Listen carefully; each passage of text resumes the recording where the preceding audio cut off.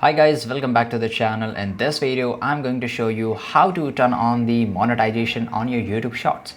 So basically, if you know that if you upload the YouTube Shorts over the PC, the YouTube Studio is pretty similar and it's the same thing. You have to upload it here, right? Whether it's a long form video or whether it's a short. So if you want to monetize, here on the left side, you have to just click on the earn. And after there, if you just scroll a little bit down here, you will find this a new option that is available right now. So basically earlier there were only these two requirements that we need to fill, that the 1000 subscribers and 4000 watch hours.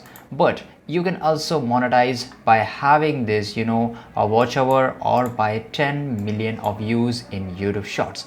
So if you get this 10 million views on YouTube Shorts, your YouTube will be monetized and basically your channel will monetize. So after that, if you upload a longer form of videos, you will earn money on the longer form of videos, not only just shorts, right? So this is the new update given by the YouTube, and this is it. So if you really found this video helpful, make sure to like this video, subscribe our channel, and see you guys in the next video.